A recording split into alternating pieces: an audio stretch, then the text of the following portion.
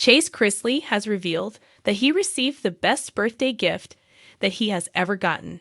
He celebrated his 29th birthday on Sunday, June 1. However, it was one of the best birthdays he has had in a long time. He was happy with how the day went and the gift he received. The Chrisley family has been through a lot over the last 2.5 years. Keep reading to find out more about this situation. Todd and Julie Chrisley get to come home after all. Todd and Julie Chrisley were in federal prison for 2.5 years.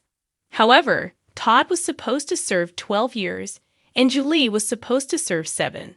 Donald Trump personally called Savannah and Grayson Chrisley to tell them that he was going to pardon their parents. The next day, Savannah went to pick up Todd, while Grayson went to pick up Julie. This is the best thing that has happened to their family. Some do not agree with their pardon, but in the end, are happy for their children since they got their parents back. Todd and Julie are still denying doing anything wrong. Chase Chrisley reveals the greatest birthday gift he received. Chase Chrisley has revealed that he got the greatest birthday gift this year. He posted a picture of himself with Todd and Julie with the words, "Chase has spent his birthdays without them since they have been in prison. However, they got out just in time to celebrate his big day with him. He was not worried about getting anything or doing anything other than spending it with his parents, whom he had missed dearly. This was the best birthday he could have asked for."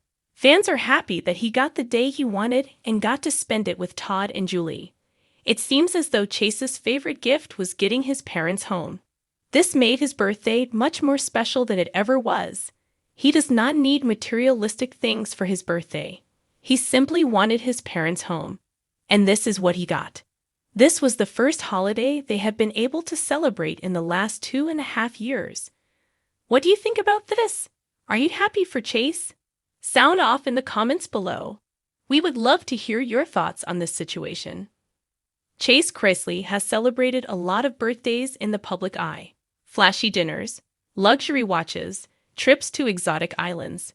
But this year's celebration was different. Not because it was bigger, not because it was more expensive, but because it was something money could never buy. "I don't even have the words," Chase said, visibly choked up, during a quiet moment at his birthday dinner. "This is hands down the best gift I've ever been given." The surprise. A handwritten letter from both of his parents, Todd and Julie Chrisley, penned just days before their official release from federal prison. For a family torn apart by legal battles, separation, and silence, the heartfelt words carried more weight than any present ever could. A birthday that almost didn't feel like one. Chase turned 29 this week, and the past 2 years have reshaped him in ways no one, not even reality TV's Golden Boy, could have predicted.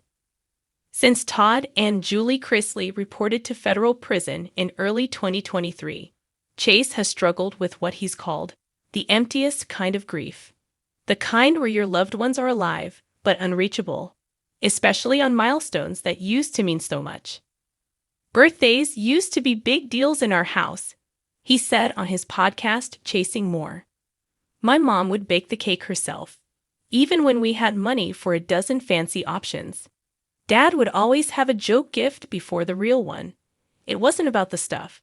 It was about being together." But for the last 2 birthdays, Chase blew out candles without them. Last year, he didn't even throw a party.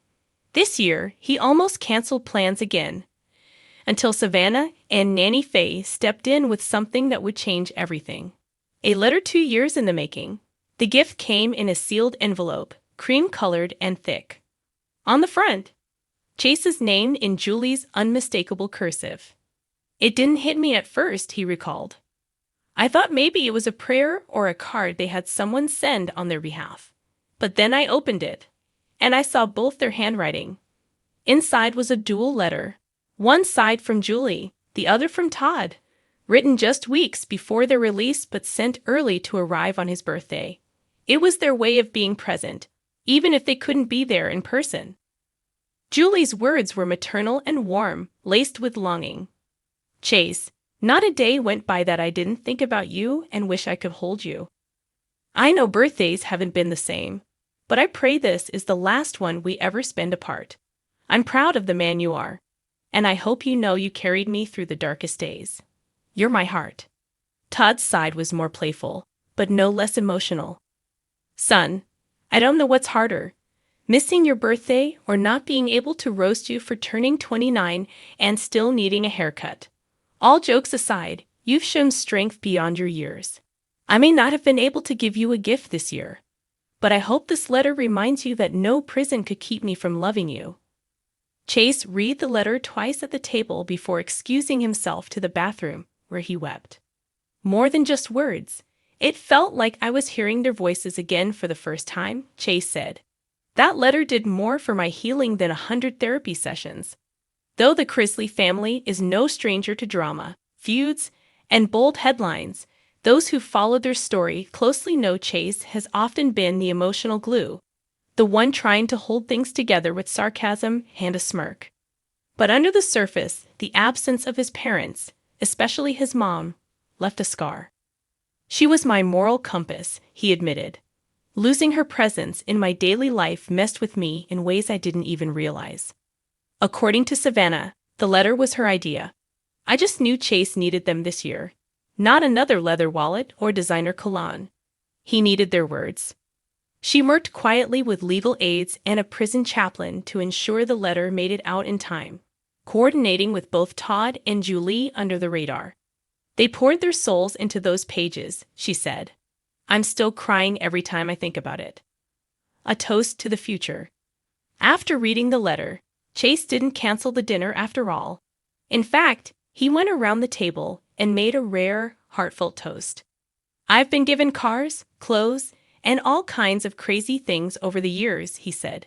"But this letter, this piece of paper that I'm never going to fold, never going to lose, that's the best gift I've ever gotten, because it reminded me that love doesn't disappear just because people aren't physically with you. My parents didn't forget me, they remembered me, on my day, and they made sure I knew it." The table fell silent, followed by a round of tears and hugs, even from Grayson, who famously avoids public emotion. Nanny Faith clutched her grandson's hand and whispered, "They're coming home soon, baby.